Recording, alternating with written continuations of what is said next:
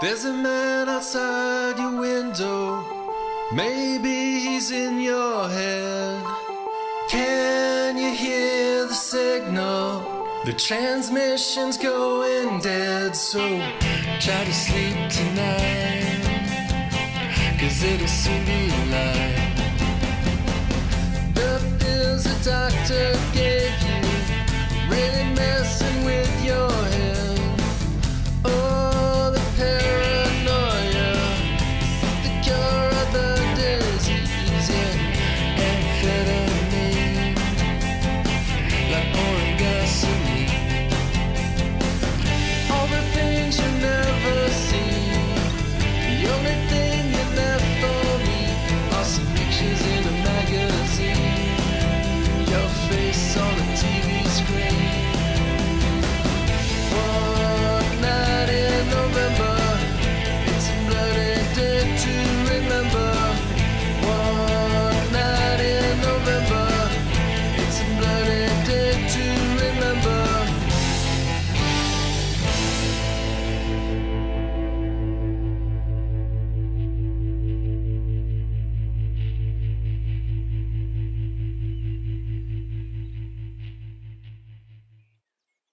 Our story begins on an all-American college campus.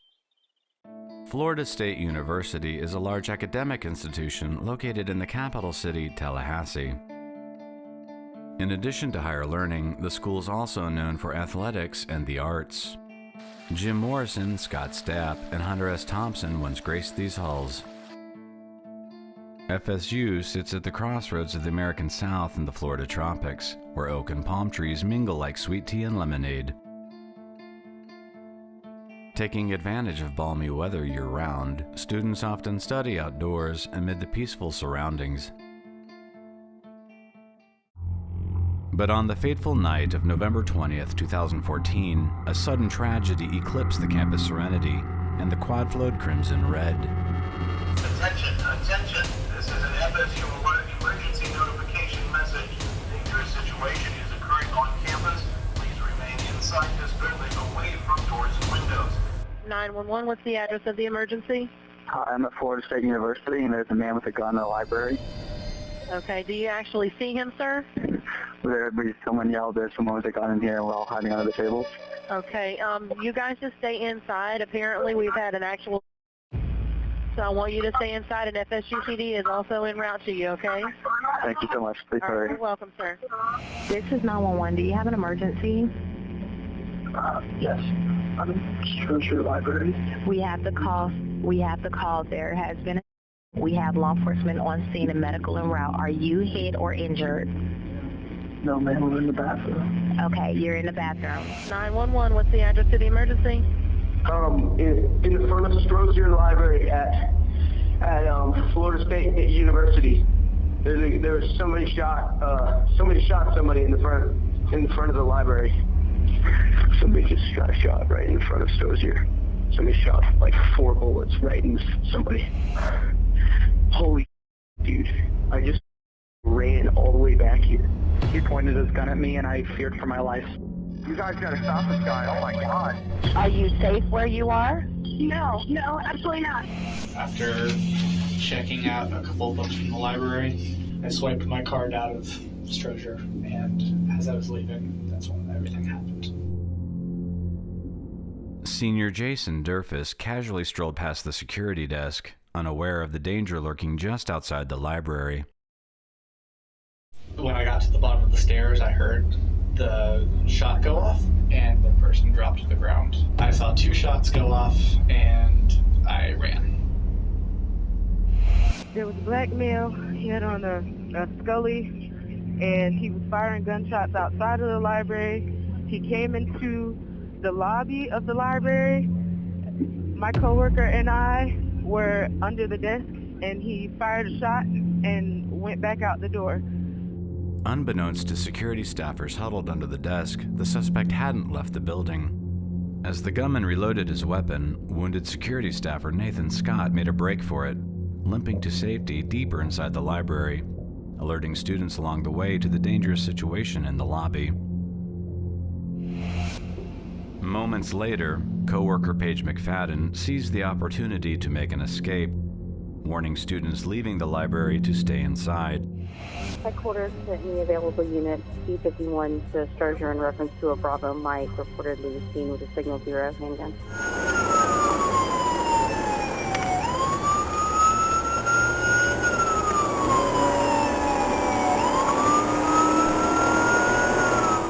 All units be advised, it's going to be a Bravo Mike. Was firing outside of Sturgeon, came in, fired a couple shots in the lobby. The only description they can give is he was wearing a Scully cap. Headquarters, shots fired. Headquarters, shots fired. Shots fired, what's your 20? Headquarters, shots fired. Suspect there. What's your 20, 304? Right in front of Sturgeon. 10-4. Once the shooter was subdued, emergency crews began evacuating the wounded, later identified as Ronnie Ahmed and Nathan Scott. With the victims on their way to the hospital, police immediately turned their attention to identifying the shooter and his two victims. 440. Hey, Tosh. Without leaving that gun, I need you to get hands on somebody. I want the two victims and the suspect identified. I want that information. 445 headquarters. Go ahead. 1065 Texas DL. This is our suspect that is down. DL number is 334-26585. Police identified the shooter as FSU honors graduate Myron Deshawn May, and the mystery deepened when they found a law enforcement badge in the glove box of his vehicle. Law enforcement officers entered Stroger Library with assault weapons drawn and a canine unit to clear the building, while students still huddled under desks and in bathrooms, uncertain whether the threat had subsided. Gentlemen, here's the game plan. Video tells us there's only one shooter. We've got FSU PD has that shooter. It tells us we have two victims. We have both victims. However, +1, we don't know the hell else is inside. Would you make an announcement that we're fixing to start clearing the floors and for everybody to stay where they are, show their hands as they see a police officer? We're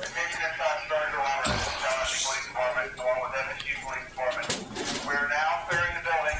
You counter to keep your hands up and see a police officer.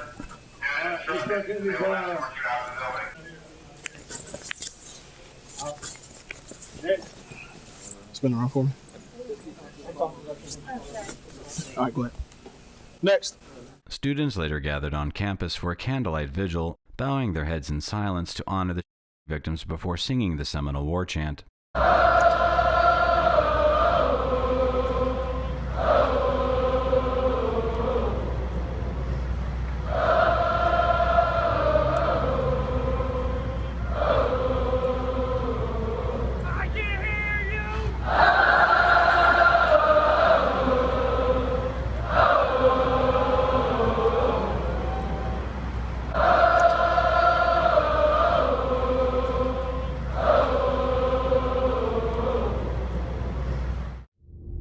Police later discovered a laptop playing a chilling video of the suspect recorded shortly before the campus spree.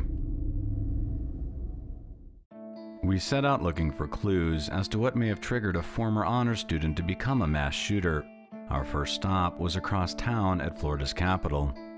We caught up with then state representative, now Congressman Matt Gaetz, who comes from a long line of elected officials. His father was president of the Florida Senate, and his grandfather was a state senator in North Dakota. When I learned that there had been at Florida State, I obviously was crushed. I'm an alumnus of this institution. I know a lot of people that have come through FSU before me and after me, and so I was interested to find out who the people were who were involved, not just the potential victim, but who the potential assailant was. And when I learned through media reports that it was Myron May, I almost thought there must be some other Myron May. This can't be the guy I knew. And when I learned that it was in fact this person who I had come to know and who I liked and who I considered a friend, I was so taken aback because, you know, oftentimes in life we encounter people who have problems that are very evident, whether they have problems interacting with other people or they just very clearly have not accepted themselves, and then that leads them to lash out. Myron was not one of those people. He was not the kind of guy who had this like inner anger that was evident to people. He was this really nice and empathetic guy. A lot of people don't understand how a guy who was really the picture of calm and had a demeanor that was so inviting and accepting could do something that was so heinous.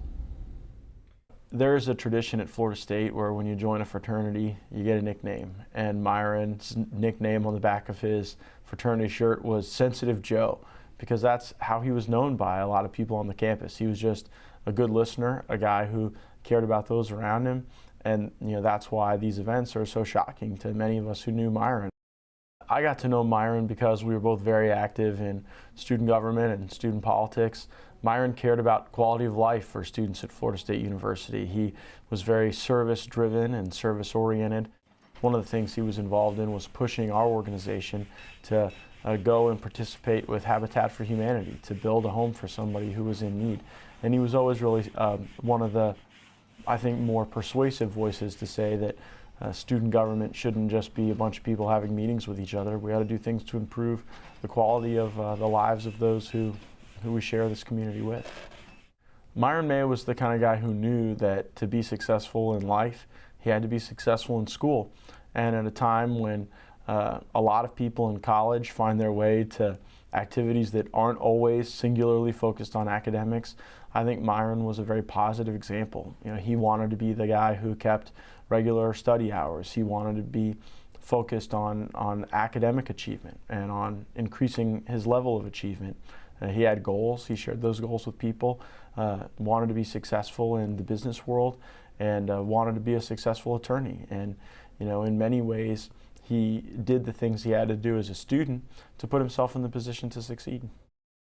In our campus political party, of which Myron was an integral part, we would take weekend trips and go out to the beach and hang out. And Myron was just the kind of guy who was easy to get along with. He wasn't someone who picked fights with anybody. He wasn't someone who ever had personal conflict with other people. He was the kind of guy you wanted around because he made people feel comfortable. And I think that will be my memory of him. No closer to learning what could have prompted Myron May to shoot students at FSU, we continued on our quest, looking for answers in his hometown of Wewahitchka in Florida's Panhandle. Well, Myron moved to our neighborhood, Wewahitchka, when he was about 14 years old, and to live with his grandmother, saintly lady, and she raised him well, raised him in church. He did great in school. We got to know him because we have a children's home, and our children were very much into cross country and track, as was Myron. And Myron ran with them for 4 years, I could say 9th through the 12th grade. And my boys loved him, as well as my daughter Diana, who was very, very athletic, the same age. And Myron did great in academics, and he graduated possibly at the top of his class or near. And went away and went to FSU, and we kind of just indirectly communicated over the years. I was always proud to hear how well he was doing. But I remember in his testimony he gave to our little church, he said that he had gotten enough local scholarships on graduation night to pay his way through the first year at FSU, and he was so delighted. But at the close of that year, the dean of the college called him into his office and said, "Myron, we've been watching you, and you've overcome great obstacles, and you've done so well in school. We want to sponsor you for the next 3 years, and we will send you debt-free through the remainder of your years at FSU." After working a couple of years, he had saved up enough money to go to law school, first year of law school. Same thing happened there. After he had finished the first year, he had made so many friends and so many admirers that he received a scholarship at the law school. Always a life, an inspiration of the party, always wholesome. Never hurt him even so much as use one profane word or say anything off color. He was the kind of kid that we were proud to have him around our children at this children's home, where we try to raise the best kids we can. Yeah, Myron was always, he ran on the cross-country team with us. He was always a good guy, class clown kind of for the cross-country team, always making you laugh, very competitive, very good runner. Was going to prove himself whatever he done. We'd get set up to take our picture for cross-country, and everybody'd be all right ready, and Myron would come run and jump in the bottom and do some little pose at the bottom of the picture. I think every cross-country picture's like that, and all of us start laughing at him and have to start all over again. He's just, a ham all the way around. Yeah, he'd come down and play with the kids, loved to play basketball in the gym, loved to play with all the kids, and really easygoing, fun-loving, wherever he was, whatever he was doing, he was having fun, and everybody else around him was too. So when Myron left Wewah and went out and got his law degree, I mean, that's kind of like somebody getting an NFL around here. That's unheard of, and we were all proud of him, and he was proud, and he's one of them kind that was going to prove to himself he was going to be somebody. From talking to former classmates and people in his hometown, Myron was sounding more like someone you'd invite to dinner than a mass shooter. We would need to search elsewhere for clues to explain his marked transformation. Our journey to find the motive behind the FSU led us to Texas, where Myron May went to law school and first began working as an attorney. After graduating from Texas Tech Law School, Myron purchased this home in an upscale Houston suburb. He worked for a law firm in this Houston office building, where we met his former boss, attorney Alfonso Kennard. Myron was someone that I knew because he was on the other side of a case that we had. I met him, he was at a big law firm, and our law firm is a firm that traditionally represents individuals, and we're typically up against large law firms and big companies, and he was one of the attorneys that was there and was working on this case against us. He had been recruited by some of the largest law firms in the country. He clerked at some mega firms and had offers from big firms, ended up going to one of them and started his career there, decided later that he wanted to specialize in a different area of law and went to the largest law firm in the country that does that on behalf of management. Later, he reached out to me and said he wanted to join us and be part of our team. He was willing to leave a big salary behind and to come and do what we do, which is fight for the little guy. And he was adamant about it, and he was passionate about it, and I respected that about him.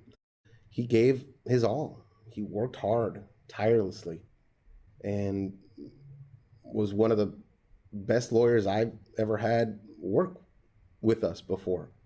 His mind was brilliant. He had a brilliant legal mind. Had a great future ahead of him, whether it was here or anywhere else. He would have, in my mind, succeeded anywhere in light of his intellect and his sheer passion. He was a charming guy, great personality. Everyone that worked with him loved him.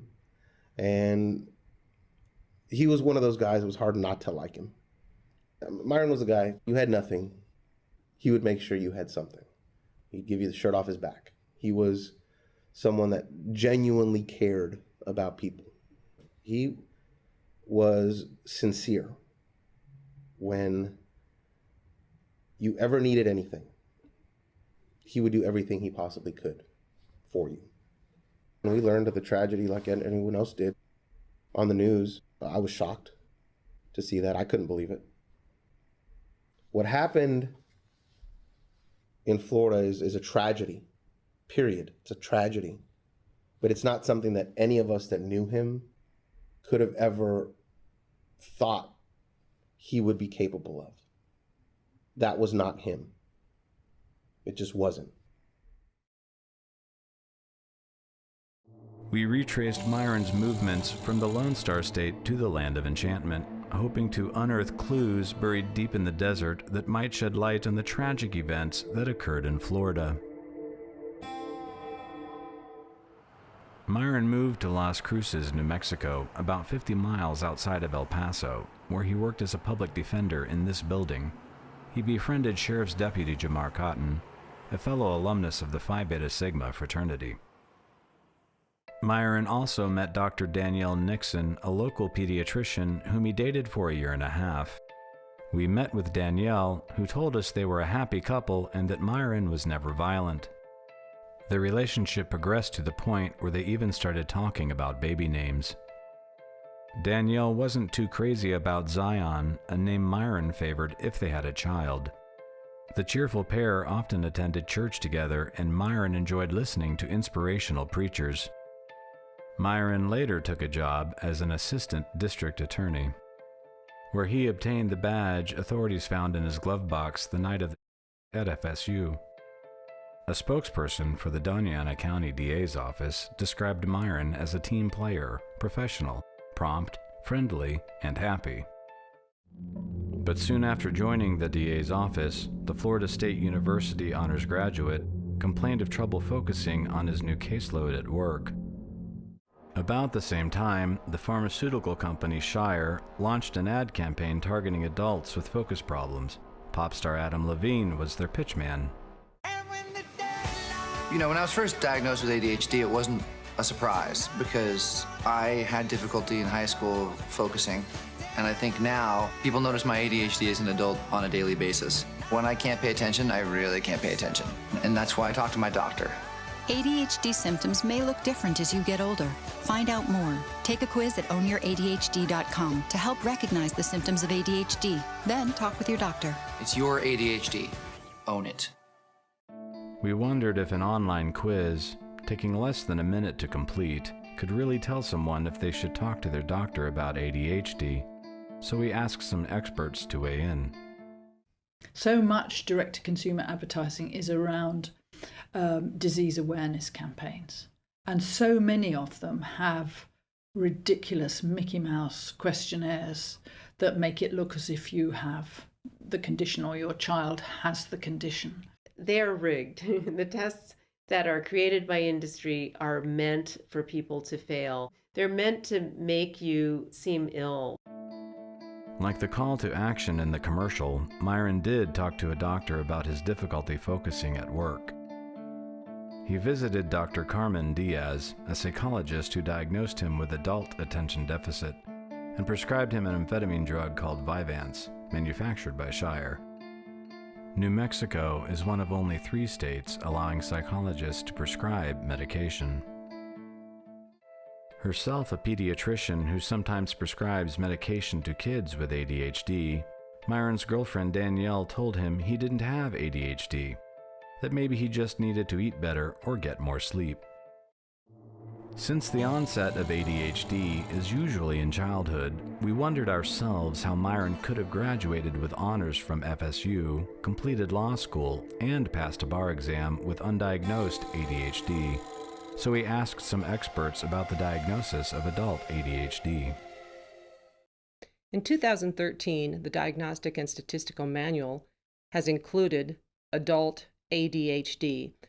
This disorder was voted into existence by sitting members of the American Psychiatric Association. Once you get into adults, it's very hard to make a diagnosis of ADHD because there are so many problems that can interfere with people's concentration. Life problems, lack of sleep, psychiatric problems, and just normal differences in how well people concentrate. We don't want to be calling all of this ADHD, but under the pressure of pharmaceutical advertising, under the pressure for perfectionistic performance, more and more adults now are going to be getting this diagnosis. I think this description of ADHD as being a lifetime disorder is clearly designed to make people think they need to take treatment. It's a very mechanistic formula that says you have this label, it's a lifelong label, there's nothing you can do about it except to take this medication. Soon after starting Vyvanse to help him focus better at work, Myron began having panic attacks. Basically, my heart rates just started speeding up very, very rapidly. It was just going at full blast. And so it kind of freaked me out. I thought I was actually having a heart attack. And so I went to the hospital. I had the ambulance called. I was at work. I had the ambulance called to my job. They took me to the hospital. And so I just resolved that I was having panic attacks. According to its warning label, anxiety is among the most common adverse reactions to Vyvanse, reported in 6% of adults taking the drug during clinical trials versus none on placebo. Myron began to hear voices and suspected a camera was placed in his apartment to conduct surveillance on him. The voices Myron was hearing disturbed him so much that he drove to the Las Cruces Police Department to file an incident report. He related his strange encounters to Officer Ken Davis. According to the incident report, Myron said he could constantly hear voices coming through the walls, specifically talking about actions he was doing. He was almost certain there was a camera located somewhere in the interior of his residence. The report indicated Myron believed he was being watched and observed. All you know is that you're hearing voices. You're hearing voices in your ear. And so you start to think maybe you're schizophrenic or you're having some sort of psychotic episode. And if you try to explain to somebody else, hey, I'm hearing voices in my ear, then naturally they're going to have the same conclusion. They're going to think, okay, you're being schizophrenic or you're having some kind of psychotic episode. According to its warning label, Vyvanse at recommended doses may cause psychotic or manic symptoms, even in patients without prior history of psychotic symptoms or mania.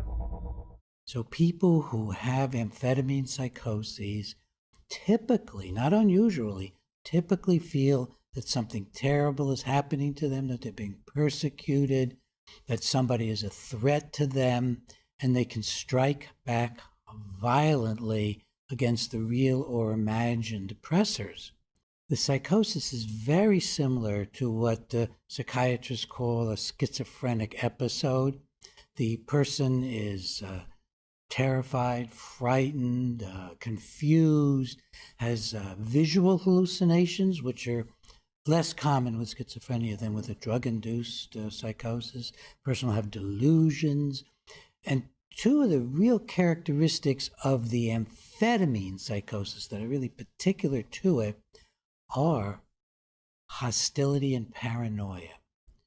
Myron's mental condition deteriorated rapidly to the point where he checked himself into Mesilla Valley Psychiatric Hospital. His medical doctor girlfriend pleaded with staff and with a psychologist to take him off Vyvanse. A week after his discharge, Myron resigned from his job as an assistant district attorney. A day later, Myron showed up at Danielle's house telling a strange tale. Danielle called the police, not out of fear for her safety, but out of concern for Myron's well-being. According to the incident report, Myron had been diagnosed with ADHD and was taking prescription medication to overcome the disorder. Danielle also told police that Myron had been staying up 4 to 5 days straight with no sleep. According to its warning label, insomnia is among the most common adverse reactions to Vyvanse, reported in 27% of adults taking the drug during clinical trials versus 8% on placebo. Chronic loss of sleep makes people irritable and angry and more susceptible to having extreme moods and extreme mood swings. In the case of amphetamine, I put more emphasis on the lack of sleep being a part of, a symptom of the overall deterioration of the individual's mental well-being on the drug. Danielle also told Officer Mike Lefteau Myron began to ramble and handed her a piece to a car, asking her to keep it because it was a camera that police had put in his vehicle. Hey, Danielle, it's Myron. I'm just calling to let you know that I found one of the cameras that was actually installed inside my vehicle. Like, I literally have the camera right here in my pocket. There are several officers around me right now trying to stop me. So I just thought I would let you know, just in case they actually pull this off and do stop me, that what they were up to. Because I have the camera, and I'm bringing it to you for you to see live and in the flesh. So you can know that I was not crazy. Be there in a moment. Psychostimulant drugs are known to cause violent psychoses, hallucinations, mania, tremoring, tics, heart arrhythmia, sleeplessness, nervousness, agitation, violent outburst. The list goes on and on. When I say hallucinations and paranoia, violent psychoses, I'm talking about a break with reality, hearing voices, seeing things that aren't there, creating false belief systems. All of these things, not only do these horrific side effects occur at therapeutic doses, they also occur in people with no known risk factors, no known mental illness, no known psychiatric diagnoses, no known anything. These are absolutely normal people in every sense of the word. There is no doubt whatsoever that an entirely normal person can be made psychotic on amphetamines. In fact, they were given to normal volunteers years ago, before we had our ethics standards of today, in order to show what a drug-induced episode looked like and in order to study schizophrenic episodes. 2 weeks after the incident with Danielle, Myron summoned police to the Quail Ridge apartment complex where he lived. Myron became suspicious of a land surveyor named Jason Peterson. He told police that Mr. Peterson had pointed a gun at him. According to the incident report, Jason Peterson told police Myron actually creeped him out because Myron was photographing and filming him with his cell phone. Police conducted a consensual search of Jason Peterson's pickup truck and determined he was unarmed. Myron's latest encounter was the last straw. He hastily departed Las Cruces, leaving behind a U-Haul and a rent deposit. He drove back to Houston, taking pictures along the way of vehicles he believed were following him. He called his friend Alfonso Kennard and asked for his old job back. He called me out of the blue and said, I'm coming to Houston, and asked if we could meet up, which we did. I offered him, at some point, his job back here in Houston. He appeared distraught. He looked like he hadn't slept in days. He was very agitated and not the same confident guy that I knew before. He was noticeably different, alarmed. He had things weighing on his mind. He didn't look right. Let me put it that way. Now, I'm not a doctor and I can't speak as to why that is or how that is. All I knew was that he wasn't the same guy. Something had changed. It wasn't him that was here with me having a conversation. Now, again, he was one of the best lawyers we'd ever had here, and I knew where his heart was. He was passionate about helping people. And so I reached out and said, hey, if you want to come back here, get a fresh start and get back on your feet, and let's go file some lawsuits, let's go do it. And he agreed. But Myron kept driving until he reached Florida, where he hoped to settle down and open his own private law practice. Myron ended up back in his hometown of Wewahitchka, where he found a place to stay and temporary work at the Taunton family home. Myron came to me and told me he was here. He had driven all night, and he had come directly to my house because he wanted to talk with me about something. And he was somewhat distraught, I could tell by his demeanor. I offered him a job. He was desperate. I offered him a place to live for a few days. And he told me what he wanted to do was to come back home and open up his own law practice, which would involve taking the Florida bar exam. In the process of those 2 or 3 weeks, Myron had let me know that he was having some serious problems. He had headaches, he had hallucinations, he had awful dreams, he went sleepless nights. He suffered from symptoms of ADHD and was on some medication for it. And he was undetermined what the impacts of that medication was. Myron accompanied the Taunton family on their annual camping trip, where he continued to study for the Florida bar exam. On that Saturday night of the camping trip, we were roasting wieners and hot dogs, marshmallows, whatever. All the kids, he would take turns helping tend to the younger kids. And after the kids settled in, late at night, Myron pulled out his flashlight and his study guide for the Florida bar exam and sat there for a couple of hours studying for the bar exam by flashlight. The real Myron May had no plans for things to turn out the way they did. He was looking to the future. The Florida bar exam was not to be given until February. This was in November. But it turns out, while planning to take the Florida bar exam, Myron was simultaneously planning something much darker.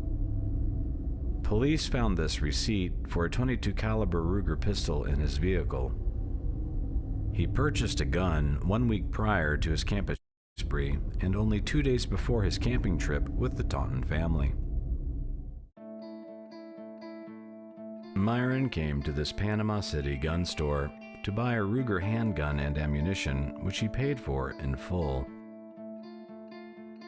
But Florida has a 3-day waiting period, and Myron never came back to pick up the gun he purchased here. Though the ATF could not determine how Myron came to be in possession of the Lorson 380 used in his campus spree, the agency's investigation revealed that the gun may have been stolen during a 2005 home burglary in Panama City. Just days before the campus, Myron left Wewahitchka for Tallahassee, where a friend offered him this bed to sleep in. But by this time, Myron's sleep was so fitful that he had to wear earplugs in the desperate hopes of catching a few winks. Convinced he was the target of a secret government mind control program, Myron mailed packages to conspiracy theorists he came across on the internet. While seeking to identify the source of the voices in his head, Myron stumbled upon an eerie lot calling themselves targeted individuals. A day after trying to purchase a gun in Panama City, Myron posted on Facebook that his government handler had asked him to kill in exchange for freedom. But Myron needn't have looked very far for a possible cause of the voice in his head urging him to kill. The Vyvanse insert warns of hostility, aggression, and even homicidal ideation. The medical examiner's office provided us a detailed autopsy report on Myron May. Aside from 24 gunshot wounds listed as the cause of death, the next most prominent finding was toxicology results revealing a blood concentration of 0.24 milligrams per liter of amphetamine. Tallahassee Police Department investigator Chris Pappy was in attendance at May's autopsy. Could amphetamine have triggered Myron May's paranoia and the FSU? We wanted answers, so we paid a visit to the Tallahassee Police Department. A lengthy TBD incident report signed by investigator Pappy makes no mention of a key finding by the medical examiner that May had amphetamine in his system at the time of death, a puzzling omission. Confused, we returned to FSU to see if we could find any more clues as to what may have motivated Myron May to embark on a spree here. We caught up with Dr. Jeffrey LeCase, assistant professor at Florida State University's College of Social Work.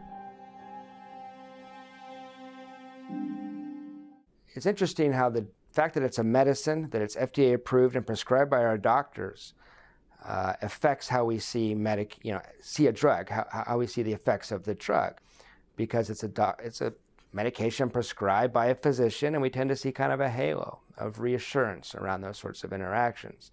I mean, if you read a newspaper story and someone, got violent and hurt another person, and you saw that amphetamines were involved, you'd probably say, oh yeah, well, amphetamines, that can be bad stuff. That can cause a lot of problems. I've read about that. I've heard about that. But what I've noticed about this subject when you talk to people about drugs, and it's an FDA-approved version of an amphetamine, people seem much more reluctant to sort of absorb that those effects are very possible with prescription amphetamines. And the fact that you were diagnosed or your child was diagnosed with ADHD, and the FDA has approved a version of amphetamine for mass distribution and sale, doesn't make the chemistry any different. It doesn't have anything to do with the biology of it. It means you're getting a clean version of a drug made in a factory, so it's safe in that respect. But the literature is filled with the problems that can be caused by psychostimulant drugs. And most of those problems are pretty well verified to happen with these prescription versions as well. Considering the potentially dangerous side effects of stimulant drugs, we wondered how widespread their use is on campus. I do feel like study drugs are overly used on campus. I think a lot of people definitely use study drugs on campus. I think it is a lot more prevalent than people would like to believe. I do think that study drugs are a very, very popular thing on campus. I don't necessarily think that they're okay. There are a lot of people on campus who use study drugs and stuff.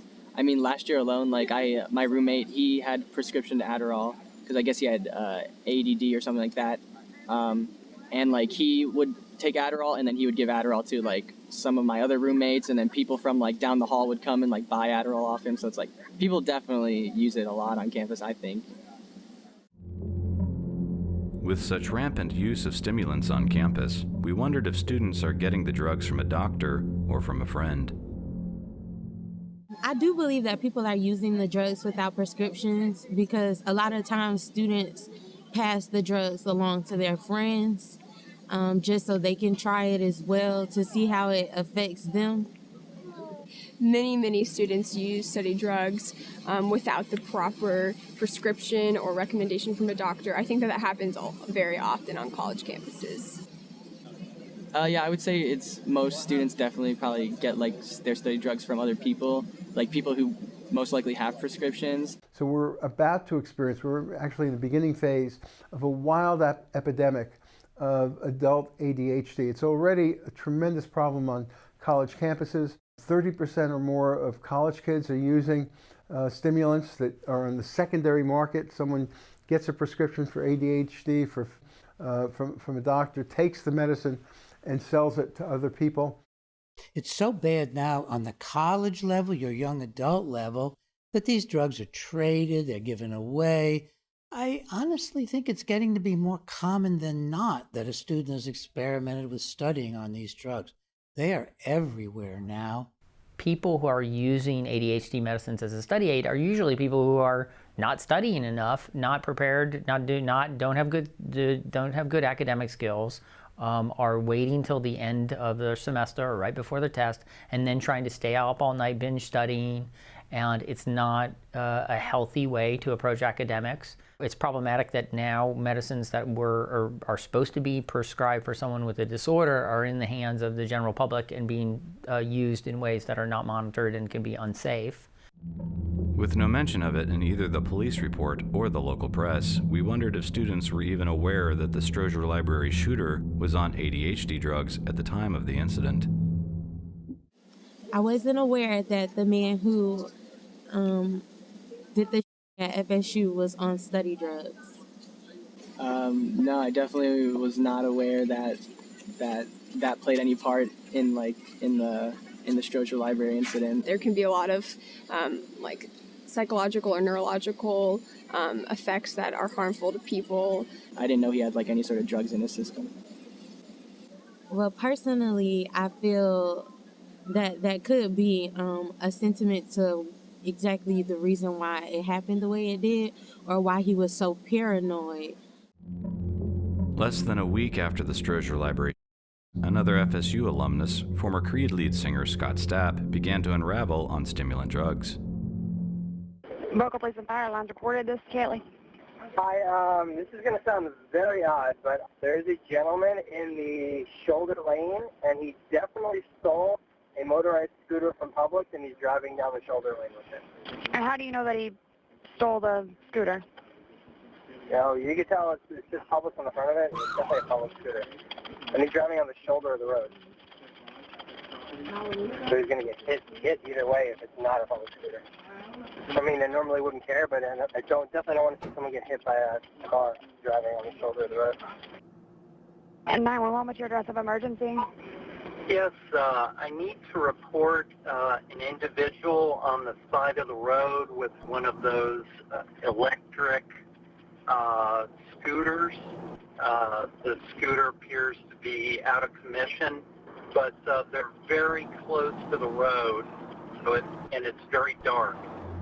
The singer's meltdown bore a striking resemblance to Myron May's descent into paranoia. Like May, Stapp believed he was part of a government conspiracy. 911. someone is trying to kill me. There's already a report that I've been killed. I've been running for about 6 or 7 weeks, trying to keep them away from my family. $20 million of my money has been stolen. These people are trying to cover it up. He thinks he's part of the CIA. He thinks they're trying to kill him, and he has a bunch of paperwork in his backpack that he's a CIA agent and he was supposed to Obama. The recovering rocker told People magazine he was out of his mind at the time of the bizarre episodes, suffering from drug-induced manic psychosis. He told ABC News a previous diagnosis made it easy for him to obtain Adderall from a doctor. Like Vyvanse, the drug Myron May was prescribed, Adderall is an amphetamine drug manufactured by Shire, approved to treat ADHD. Likening himself to Jason Bourne, the Adderall-addled Stapp called the White House, prompting a Secret Service investigation. Some months later, President Obama spoke about psychosis and violence. The United States does not have a monopoly on crazy people. It's not the only country that has psychosis. And yet, we kill each other in these mass rates that are exponentially higher than any place else. Well, what's the difference? While the United States may not have a monopoly on psychosis, according to the UN, it does produce 90% of the world's amphetamines and consumes more than all other reporting nations combined. The American Psychiatric Association estimates up to a quarter of all first episodes of psychosis are substance or medication induced. When looking at mass in America, many people want to blame the guns. That's a first reaction of many, including politicians. However, if you really analyze this phenomenon from a scientific perspective, you know that guns have always been in our country. Since the first Europeans stepped on American shores, they brought with them muskets and black powder guns. We've always had access to guns in this country. It can't be the guns because we've always had them. Recalling a Christopher Still mural in the Florida House of Representatives depicting a musket-wielding Spanish colonist, we had to concede the point. Firearms have been in this country for centuries, but mass are a more contemporary phenomenon. What has changed? It's not gun ownership. What has changed is the psychiatric drugs that Americans are on, prescribed in record numbers, unprecedented numbers. America's first school mass occurred 50 years ago at the University of Texas in Austin. From a perch in the clock tower high above the campus, 25-year-old UT engineering student and former Marine Corps sniper Charles Whitman killed 14 people and wounded another 32.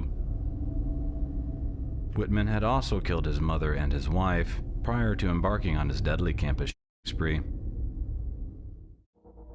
8 months after the school, Texas Board of Pharmacy General Counsel Dean Davis testified amphetamine sulfate capsules were found on his body when he was killed.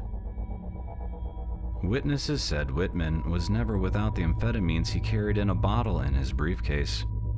Like FSU shooter Myron May, Whitman once went 5 days and nights without sleep. Friends quoted Whitman as saying of the amphetamine pills, "I eat them like popcorn and they won't hurt you." It's no coincidence that when autopsies are performed on these shooters, that 9 times out of 10, the autopsy report shows that these shooters were on therapeutic levels of psychiatric drugs. That's no coincidence. Before Columbine, 15-year-old Kip Kinkle killed his parents, 2 students, and wounded another 25 classmates at Thurston High School in Springfield, Oregon. Kinkle was prescribed a stimulant called methylphenidate, better known by the brand name Ritalin. Because people are just so fucked up in the head. I don't know why. God damn, these voices are behind my head. In court papers, Kinkle's attorney claimed his client suffers delusions and auditory hallucinations. His most prominent delusion is that the government planted a computer chip in his brain. He believes the chip is connected to 2 satellites. One controls him by transmitting 3 distinct voices into his head. The other observes all his actions. There is a reason that we are the leader in unprovoked massacre in this country, and it's our over-prescription of psychiatric drugs. There's no doubt about it. A month after Columbine, 15-year-old TJ Solomon shot 6 fellow students at Heritage High School in Conyers, Georgia. His mother, Maydeen Daniele, testified she gave TJ his daily dose of Ritalin the morning of the No longer considered a danger to society, TJ Solomon, now 33, was released by the State Board of Pardons and Paroles earlier this year. In 2017, 26-year-old Devin Patrick Kelly killed 26 people in Sutherland Springs, Texas. Reports indicate Kelly was diagnosed with ADHD and took medication for the disorder. In 2018, 19-year-old Nicholas Cruz killed 17 people at Stoneman Douglas High School in Parkland, Florida. A Department of Children and Families investigative summary indicates Cruz took medication for ADHD. With stimulants involved in multiple school massacres, we turned our focus to the federal agency responsible for evaluating the safety and efficacy of drugs before approving them to be marketed in the United States. Unfortunately, the Food and Drug Administration declined our request for interviews. The FDA used to be a very strong regulator of the pharmaceutical industry, but that power has been whittled down. 7 or 8 years ago, only about 1/3 of the drugs that were subject to review by the FDA, only about 1/3 were approved. In this last year, they've approved 96%. So we have a situation where the fox is guarding the henhouse. So some people envision that the FDA, which was responsible for, approving drugs in this country, has like a big laboratory somewhere in Washington, D.C., and that they take the company's drugs and they test it, and you got FDA scientists in white coats that are testing to see if Adderall or Vyvanse works, and they decide. And that's not how it works. The FDA doesn't do independent testing of psychiatric drugs. The testing of the drugs is done by the drug companies themselves. And then they have to send their data to the FDA, and the FDA decides whether or not to approve the drug. It'd be a little bit like asking Toyota to evaluate their car. They do all the tests on it. The federal government does no tests. Then Toyota says, trust us, this is a safe and effective car, and it gets really, really good gas mileage. But because the drug companies are testing the drugs themselves, they're testing their own product, there's a whole list. You could practically fill a book of the list of tricks they can use to make the drug look more effective than it probably is in real life. 25 years ago, the government funded most biomedical research and industry funded a small amount, and that's reversed now. The pharmaceutical industry is funding most studies on drugs, and unfortunately, the government is funding much less. And the reason why that's a problem is that industry-funded studies find industry-friendly results. A quarter century ago, Congress approved the Prescription Drug User Fee Act, paving the way for pharmaceutical industry funding of trials and the drug approval process itself. Crafted and championed by the industry's lobbying arm, the law, known as PDUFA, allows pharmaceutical companies to bankroll the FDA through new drug application fees, annual product exclusivity fees, and manufacturing site license fees. The pharmaceutical lobby has become the largest in Washington, spending some $240 million annually to influence Congress. Showing appreciation for the pharmaceutical lobby's generosity, Congress has renewed the pay-to-play system 4 times since its inception. With pharmaceutical companies conducting their own trials and funding the drug approval process, can the public be sure that the drugs are safe and work as claimed? Many of these trials are seriously biased in the way they are designed. For example, you can try the new drug on people, and if they don't tolerate it, they never get randomized, so they never participate in your trial. Or if they respond poorly, that they say it doesn't work for them, then they don't get randomized either. those who do respond then have a washout period for about a week where they do not get this trial drug, which is essentially amphetamine. And then they're put back on the drug. So this makes it difficult to separate between a treatment effect and the joy of getting your drug back. This is called an enriched design, but I call it a design that makes the industry rich, because in this way we think ADHD drugs are better than they really are. I don't think anyone has much problem with seeing why such a design is not good. It won't provide you with the answers that you need, but it most likely will provide you with the answers that you want if you're a drug company. And the drug companies were indeed those who sponsored these trials, which is worrying. I mean, we did not have evidence on these drugs from independent sources. So our choice of treatment is largely decided by those who pay for the trials and make money on the drugs. I don't understand why our drug agencies can approve these drugs based on trials that are flawed already in the way they are being designed. Though the FDA declined our request for interviews, we obtained an agency memorandum on psychiatric adverse events associated with drug treatment of ADHD based on a review of post-marketing safety data. According to the memo, the most important finding of this review is that signs and symptoms of psychosis or mania, particularly hallucinations, can occur in some patients with no identifiable risk factors at usual doses of any of the drugs currently used to treat ADHD. In an FDA advisory committee meeting, an agency epidemiologist estimated psychosis or mania occurred in clinical trial subjects taking stimulants at a rate of 2 to 5 events per 100 person years, in contrast to 0 cases on placebo. A rate over 1%, the expert testified, cannot be considered rare. According to the FDA's estimated incidence rate, with 6 million people taking stimulants in the US, up to 300,000 psychosis or mania incidents will occur each year. The medical community still accepts in lockstep that FDA approval means that the drug is sufficiently safe to be prescribed, and it doesn't. Unfortunately, pharmaceutical companies influence every source of information that physicians have. They influence medical journals, they ghostwrite articles in medical journals, they influence medical meetings, they hire key opinion leaders who are physicians who are respected by their peers, and they use them to convince physicians of various marketing messages.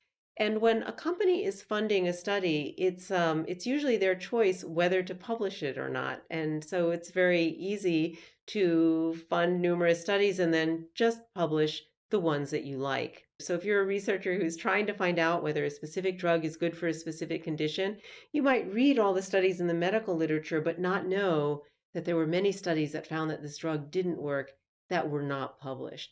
Also, there's just many ways to play with statistics or to play with the endpoints of a trial or to play with the abstract that is at the beginning of the study that can make a drug look better than it is in a publication. The consensus of the experts who spoke to us is that the current system of drug testing and approval is flawed. But even so, if a drug was truly deadly, we thought, surely the FDA would take it off the market.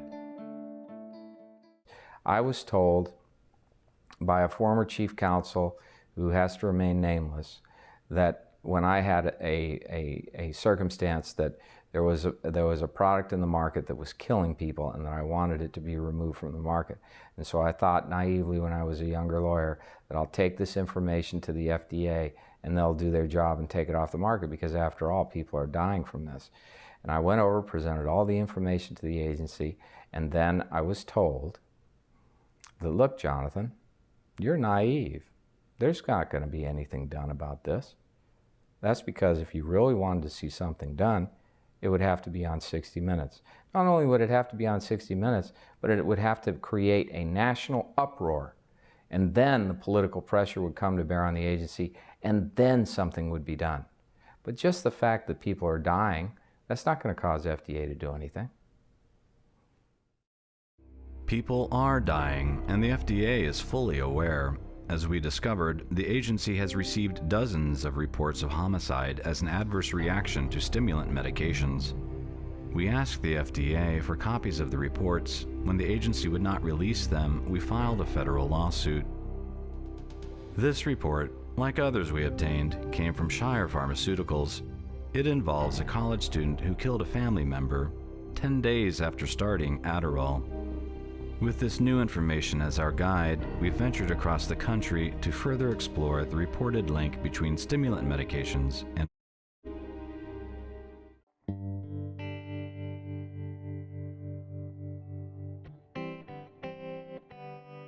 Our journey took us to the endless plains of North Dakota, where Representative Matt Gaetz's grandfather was once a state senator.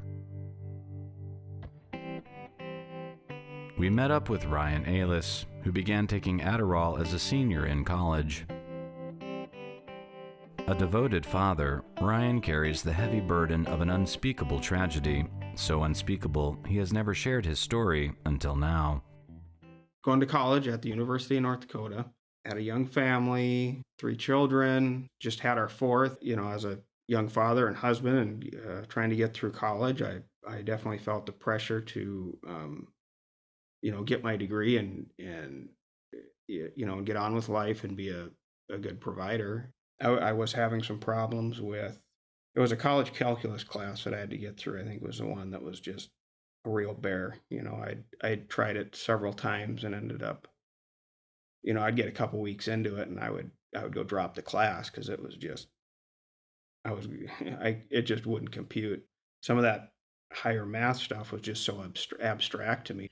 It just didn't make sense to me. I did remember back when I was, in grade school and was prescribed Ritalin, and it did seem to help me concentrate in school, although there was pretty strong side effects. I mean, the way it affected my personality and loss of appetite. Things like that. Actually, I only did that for 1 year in grade school, and after that I refused to take medication anymore because I didn't like the way it affected me. I had thought that, well, I'm adult, I can use medication to get through this class. It'll help me get through school and help me focus, then that's what I need to do because, I need to, get through school and get moved on with my career and life. And seizing on enormous pressures to succeed felt by many college students, Shire developed a national marketing campaign targeting college students like Ryan. I've always been disorganized and forgetful. I didn't see my friends having the same difficulties that I did. And when my professor approached me about my constant lateness, I knew I had to do something. So I talked to my doctor, and it turns out I have ADHD. If this sounds familiar, or if you had ADHD as a kid and thought you outgrew it, find out more. Take a quiz at ownYourADHD.com to help recognize the symptoms. Then talk with your doctor. It's your ADHD. Own it. Ryan did talk to his doctor, Thomas Peterson, pictured at the center of this billboard on the outskirts of Grand Forks.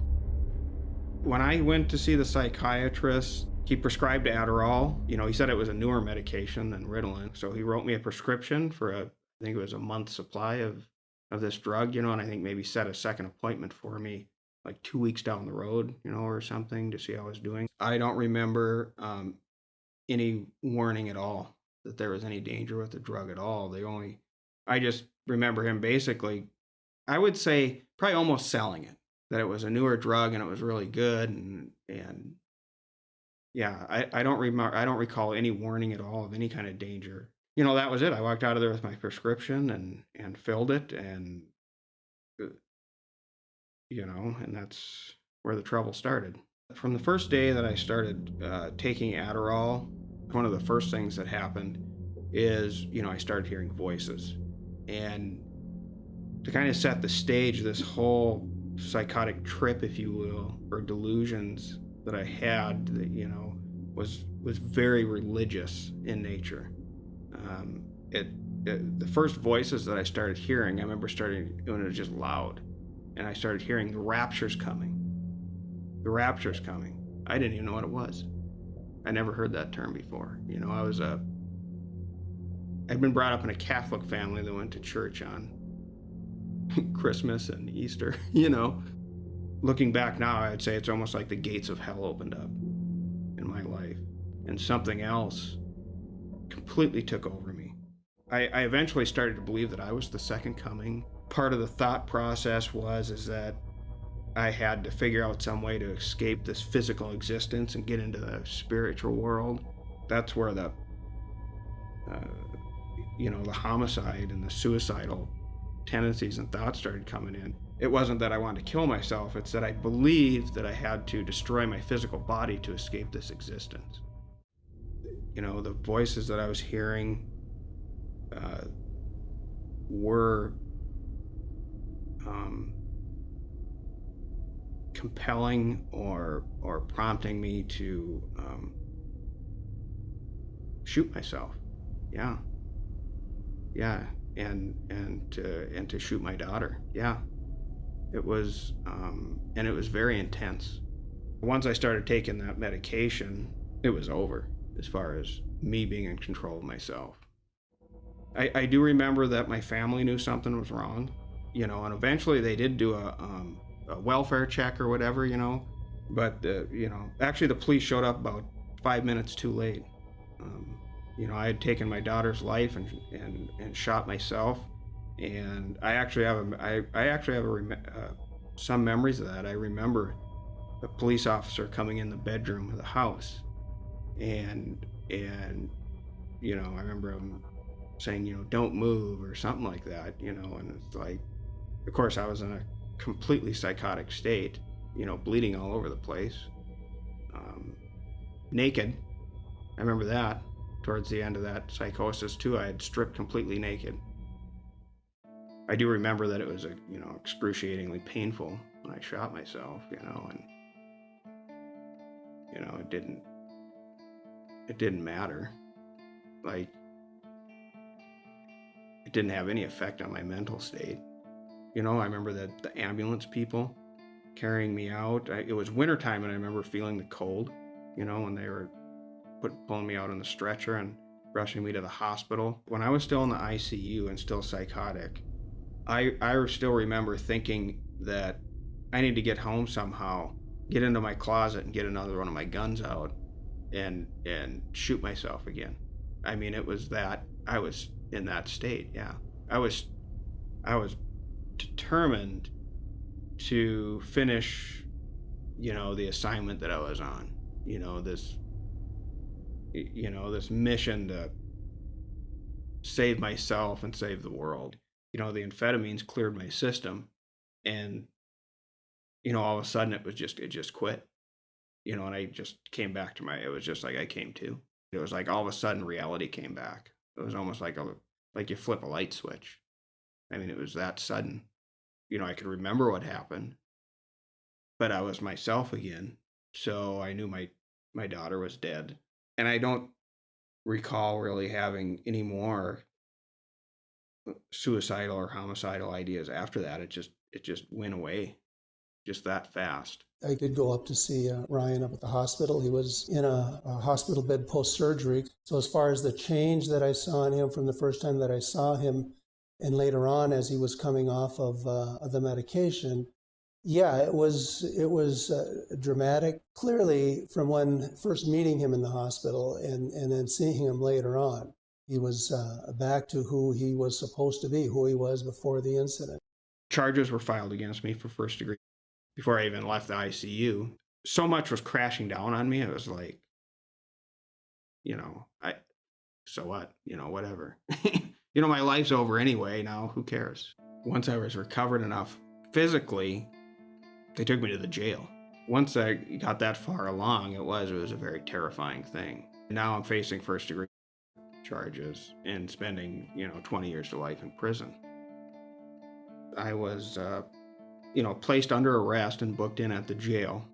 I had a court hearing very soon, within a few days, and was quickly transported to the James River Correctional Center, which is part of the prison system, but it's where they do all the like mental health stuff. It's where the mental hospital is, and I had to be evaluated by the state forensic psychologist. That doctor, that forensic psychologist, found that I was suffering from amphetamine-induced psychosis. Well, we've known since the 1960s, when there was a worldwide epidemic of abuse of amphetamine and methylphenidate, which is Ritalin, that these drugs can cause a really rageful psychosis. Stimulant psychosis is just a well-known clinical phenomenon. Ryan returned once more to the district court in Grand Forks to learn his fate. The experts, both from the state, the one that we had hired, they really weren't in dispute about this being a one-time event. By the time he was evaluated, it was pretty clear that this happened just after he'd been placed on Adderall, and what the reports focused on, they could identify a cause, and that it was something that didn't exist but for the switches that were triggered as a result of the Adderall that was taken by Ryan. This is a real incident. This is a real thing that was triggered by this drug. There was no other direction to point other than the medication. You would just never expect what had occurred to come from Ryan Ellis. Eventual appearances in front of the court, the judge clearly understood what had occurred, and so there was an entry of not guilty by lack of criminal responsibility, in essence. Of course, that brings the close to the legal case, but you can only imagine the personal side of this story that just goes on forever. Yeah, it never goes away. I mean, it's something that affects you. There's a huge hole, obviously, in our family. There's somebody missing who, isn't supposed to be. Yeah, it's a huge, huge tragedy, and it's not just me. It's my, it's my other kids losing a sibling. My wife, of course, it was absolutely devastating to her. It's taken many years for her to come to a place of healing. My parents, I know I talked, when I talk to my mom about it still, it's still very upsetting for her. Adderall had completely destroyed my life and my family. I've never had any psychotic episodes since then, anything like that, where I've felt compelled to kill myself or anything like that. I've never had, and I've never had it before. There's no mental illness in my family. My parents, my siblings, nobody suffers from anything like that. So it was just the drug became psychotic. Tragedy happened, the drug cleared my system, the psychosis went away. It's that simple. If I had known what I know today about Adderall, no, I would have never taken it. No. The tragedy that unfolded at the University of North Dakota made national headlines. With Ryan Ellis's acquittal in the homicide of his 5-week-old daughter Tyra, an indictment had effectively been handed down of the drug he was taking. The judge ruled his psychotic state was a side effect of Adderall, a medication taken by college students to help with studies. An executive of Shire Richwood, the manufacturer of the drug, said, "We have always been aware there was a very slight risk of psychotic side effects with this drug, but this was the most severe case that's ever occurred." It was a rare and stunning public admission by the manufacturer regarding the causal role its drug had played in the homicide and attempted suicide that rocked this northern college town. Adderall was originally marketed by Rexar Pharmaceuticals under the trade name Obitrol to control obesity. From the earliest days of the drug, the company knew of its link to both homicide and suicide. This ad for the drug warned to use with caution in individuals with homicidal or suicidal tendencies. Beside the homicidal warning was a form to request free samples of the drug. In 1971, a Duke University study published in the American Journal of Psychiatry associated homicide with amphetamine abuse. The case studies ranged from a long-haul trucker taking amphetamines to stay awake to a housewife taking amphetamines to lose weight. Besides taking speed, the subjects shared one other thing in common: they all became unlikely killers. Notably, most of the subjects no longer exhibited schizophrenic symptoms after withdrawing from amphetamines. The only patients who did not fully recover from their paranoid symptoms after stopping speed had also taken LSD. America's addiction to amphetamines had a killer side effect. This magazine ad declared, "Speed kills." Referring to a kid on speed, the ad warned it's not unusual for him to become paranoid and commit a violent crime, perhaps kill. The FDA finally intervened. In 1973, the agency withdrew its approval for Obitrol. The commissioner ruled Obitrol tablets should be withdrawn on the basis of lack of substantial evidence of effectiveness and lack of proof of safety. The whole story of using drugs for obesity is a very dark one. We have had so many drugs, and so many drugs have been withdrawn from the market because they killed people, often under terrible circumstances. The DSM-5 introduced the diagnosis binge eating disorder. I was very upset and fought hard against this. I spoke to the guy in charge of the group, trying to convince him. Very smart, very nice guy. Well-meaning. The road to hell is paved with good intentions and bad unintended consequences. So there are many diseases that have been invented by pharmaceutical companies. This is particularly true in the psychiatry area because all psychiatric diagnoses are subjective. You can't do a blood test or even a brain imaging study and diagnose a psychiatric disease. All of the diagnoses are subjective. So there's a lot of influence on industry and psychiatry and on the diagnostic and statistical manual. The number of diseases in the DSM has gone up and up and up over the years. The drug companies are going to grab this, run with it, and pretty soon they'll be recommending diet pills for binge eating disorder. And we know that diet pills don't really help with obesity. They're a very short-term effect that goes away, cause many complications. Reversing 4 decades without amphetamine diet pills in the U.S., the FDA recently approved Shire's amphetamine drug Vyvanse to treat binge eating disorder. I'm Monica Sellis. When I binged, I wasn't in control. I never felt satisfied, no matter what the quantity was. Afterwards, I felt so upset with myself. To learn more about BED, go to bingeeatingdisorder.com and talk with your doctor. So when a company creates or redefines or reframes a condition in order to sell a drug, that's called in the industry condition branding, where the condition itself then becomes associated with a particular drug.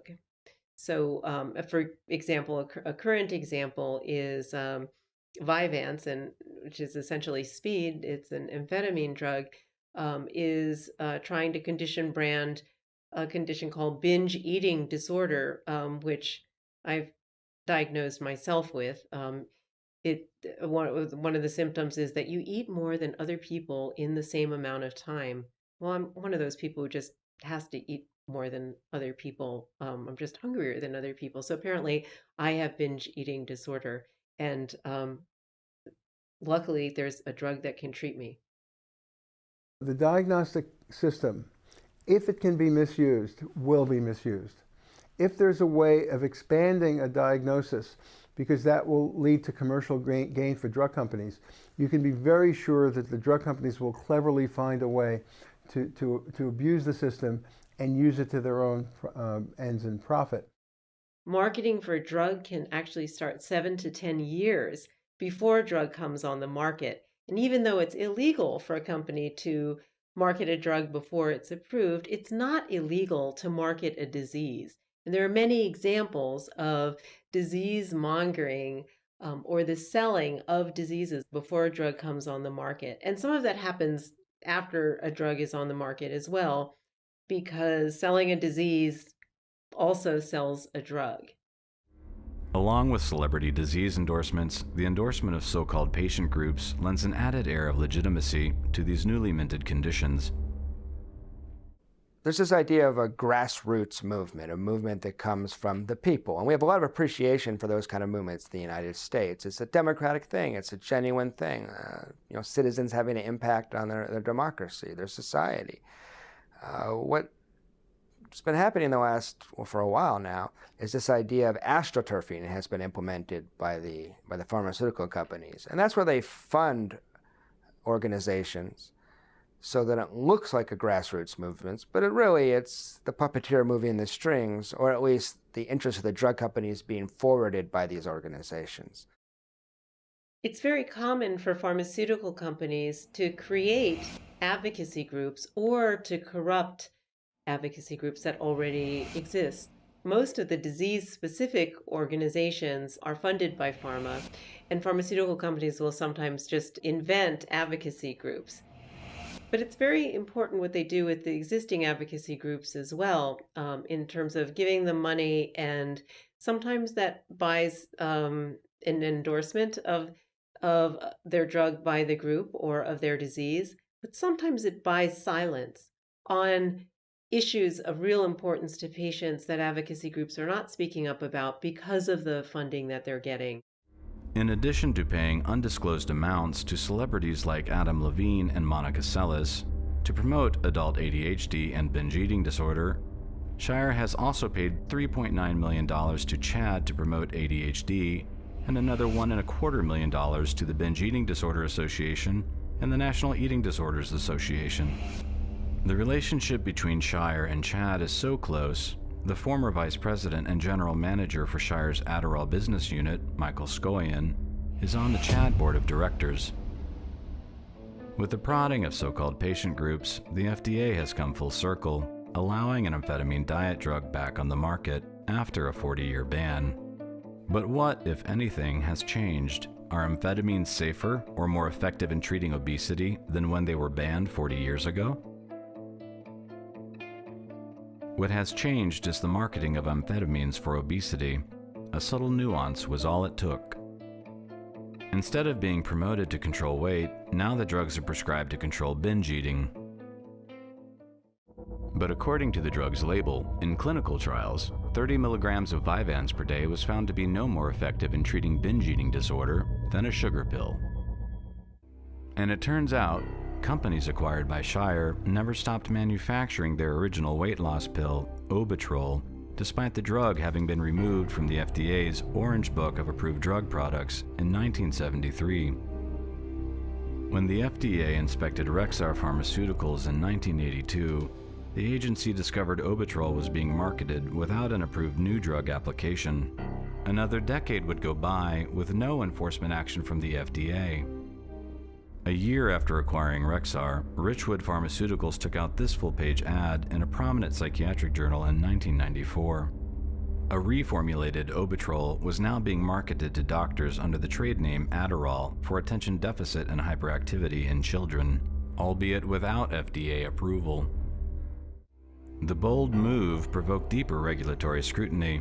An extraordinary closed-door meeting was held at the FDA, attended by Richwood executives, a small army of regulators, and attorneys for both sides.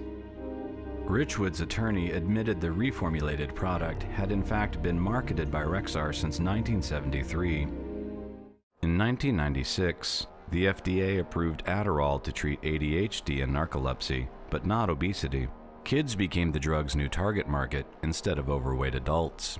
After Shire acquired Richwood in 1997, Adderall became the company's biggest blockbuster until Vyvanse.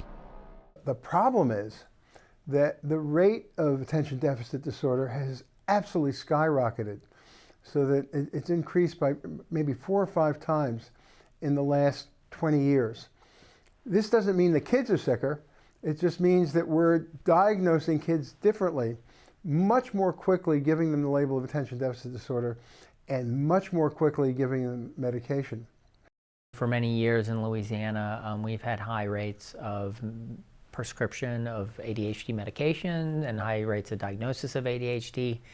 So high, in fact, that I think it caused a bit of a stir. And one of our state senators offered a bill to look into it. The highest group is the white boys. So this is a Medicaid population that the ADHD task force looked at, and the rate, I believe, is 35% for the whole state, 10-year-old, white boys. And so that population is being wildly overdiagnosed. Many of the kids who are getting this diagnosis don't merit it. The majority probably don't. One of the best predictors of getting an ADHD diagnosis is your birthday. If you're the youngest kid in the class, you're almost twice as likely to be diagnosed with attention deficit disorder as if you're the oldest kid in the class. We're turning childhood into a disease, immaturity into a mental disorder. We're not diagnosing a problem with the kid. What we're doing is finding kids that just are young for their grade and are struggling because they're developmentally a little bit behind, and we're giving them a label. And it's problematic because people are, sort of claiming that ADHD is a lifelong disorder and that there is something wrong with their brain. And statistics show that we're really just diagnosing them based on how old they are in kindergarten or pre-K even. The epidemic is spreading. We now have maybe 10 or 20,000 toddlers, 2 or 3-year-olds in the United States getting medication for fake attention deficit disorder. Targeting ever younger children, Shire recently submitted a new drug application for a chewable version of Vyvanse for kids with difficulty swallowing capsules. Many kids under 6 are being medicated for ADHD. So that's a real problem in that many of the kids are getting medicines before they get the therapy that they're supposed to get. According to surveys of U.S. doctors, Vyvanse was used on children aged 0 to 5 years old 140,000 times over the last 3 years. Shire hires attractive young sales reps to schmooze doctors. Through its back-to-school contest, Shire pays monetary bonuses to the sales reps who get the most kids medicated at the start of each school year. Shire giving sales bonuses to salespeople based on a back-to-school promotion, because that's when children are going to re-enter school. You'd have to assume that ADHD diagnoses boom or increase in the fall. It just lays bare some really important issues. And one is that children taking psychostimulants are a market for the drug companies. For other people, they're their children. For teachers, they're their students. But if you take a step back and look, this is a market like any other market. And I think the fact that they're so transparent about it's back to school time, it's time to sell Adderall, it's time to sell Vyvanse, that unfortunately just shows you the ugly reality that these children are just another market. For those mistaking ADHD for a disorder, Shire set the record straight in an annual report, referring to the stimulant market as the ADHD business. But to regulators, Shire's ADHD business seemed increasingly like a racket, with paid celebrity spokesperson Ty Pennington luring parents with the promise of an extreme makeover of their kids' lives on medication. In a warning letter to Shire, the FDA blasted an Adderall testimonial featuring Ty Pennington for overstating the drug's efficacy and omitting important risk information. But the most serious charge of false claims against Shire was leveled from within its own leadership. Dr. Gerardo Torres, vice president and scientific leader of Shire's ADHD business, filed a whistleblower lawsuit alleging the company implemented an illegal marketing scheme to boost sales of Adderall and Vyvanse. The federal government agreed, joining Torres's lawsuit along with 29 U.S. states and the District of Columbia. Instead of defending the company's marketing of Adderall and Vyvanse, Shire paid over $56 million to settle the false claims allegations out of court. The lawsuit alleged Shire promoted to parents, to doctors, and to media the false claim that Adderall XR enhances academic performance. This Adderall XR ad depicts a relieved mother praising her son for finally getting good grades while on the medication. Parents would not want their kids to be taking steroids so that they would play better on the football team. They similarly should not want their kids to be taking stimulants because it might help with a given test. And it turns out that the supposed improvement in cognitive performance is itself questionable, that long-term academic performance is not improved in the kids who get the diagnosis and medication. It may help in the short term with some of their conduct problems, but doesn't seem to help long-term school performance. I haven't seen any convincing studies that people do better at school because they take ADHD drugs. There's no evidence that the educational performance of the kids actually improves, so that these drugs may be overrated in terms of their beneficial effect, underrated in terms of their risks. You have to look at what a child learns from being labelled and treated. And what they learn is that they are not normal, that they're not responsible for their own behaviour, and that the answer to their problems comes in a bottle. It's very strange that if you buy amphetamine in the street, it's illegal. And then at the same time, you can see signs outside schools in America that says drug-free zones, which they are not, because inside school, people are drugged with the same amphetamines, but then they're on prescription, but that doesn't change them. We're in effect doing a national experiment with millions of young brains, bathing them in artificial stimulants, and we won't know the results of that experiment for another 20, 30 years. The results of this national experiment are already streaming into the FDA, but the agency is covering them up, redacting some adverse event reports in their entirety. We sued the FDA and obtained a lesser redacted version of this report, revealing a 10-year-old girl on Vyvanse experienced a reported drug side effect of homicide.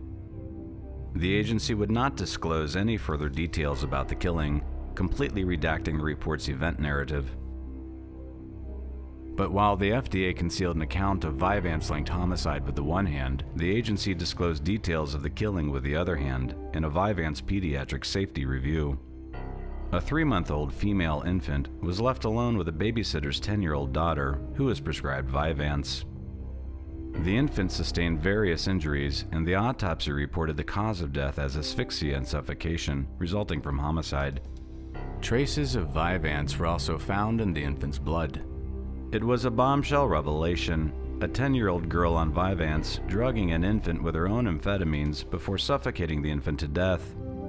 A day after Shire submitted its new drug application for chewable Vyvanse, intended for young children, the FDA censored the Vyvanse pediatric safety review, erasing any trace of the 3-month-old infant, who was killed by an amphetamine-addled 10-year-old girl. Our investigation into this Vyvanse-linked homicide led us to the Pine Tree State, to the Rockwell-esque town of Waterville, where the lives of 2 mothers and their daughters collided, ultimately ending in a tragic loss of life. Waterville is a quiet, unassuming town, an echo of a bygone era where neighbors help other neighbors. So it was not out of the ordinary for 2 mothers and friends working at this doctor's office together to lend one another a hand babysitting from time to time. When Nicole Greenaway needed someone to babysit her 3-month-old daughter, Brooklyn, she turned to Amanda Heward, her friend and co-worker at Elmwood Primary Care. But while babysitting little Brooklyn, Amanda Heward allowed the infant to be alone with her 10-year-old daughter, who was prescribed Vyvanse for ADHD. Greenaway's baby daughter, Brooklyn Foss Greenaway, was suffocated to death. Toxicology detected amphetamine in Brooklyn's blood. Doctors also found amphetamine in the system of Heward's former housemate Ashley Tenney's 8-month-old daughter, Jalen, who had previously been hospitalized for seizures after being alone with Heward's daughter. At just 11 years old, Heward's daughter was one of the youngest children ever to be charged with manslaughter in the state of Maine. Not unlike Ryan Ailes, who was found not guilty in the Adderall-linked case, Deputy Attorney General Bill Stokes withdrew the manslaughter charge against Heward's daughter. With the manslaughter charge dismissed, anguish showed on Nicole Greenaway's face outside the courthouse as she held up a poster of photos depicting her daughter Brooklyn's brief yet joy-filled life. After resolution of the criminal case in Skowhegan, Greenaway filed a civil suit against Amanda Heward and her daughter in Superior Court in Augusta. The lawsuit alleges the child of Amanda Heward unlawfully administered prescription amphetamine to Brooklyn Foss Greenaway. The lawsuit also alleges the child of Amanda Heward acted to suffocate Brooklyn Foss Greenaway, resulting in asphyxia and death. Once co-workers and friends, the two mothers are now pitted against each other in the lawsuit. Though the FDA erased any trace of 3-month-old Brooklyn from its Vyvanse pediatric safety review, her memory is indelibly etched in her mother's chest with a tattoo. These are very dangerous and addictive drugs, and we need to question the use of these drugs in so many infants, children, adolescents, and adults in this country. We now have an epidemic of people getting legal speed. And if we want to legalize speed, let's do that. Let's not have it being secondary to a fake psychiatric diagnosis. You cannot change people's brains in a good way with drugs. Drugs change people's brain in more or less a bad way. It's very difficult to improve on our magnificent brain we are born with. I think people are trying to push themselves. They're using medicines to push themselves in ways that may work temporarily, but eventually are going to blow up for the person. So, it's my assessment that we need to be teaching people that they need to learn to live with the brain that God gave them or that they evolved to have, not trying to medicate their brain to be different. And especially if you think about doing that every day for the rest of your life, it seems like a bad strategy. Total revenue from speed-like drugs for ADHD used to be about $40 million 20 years ago.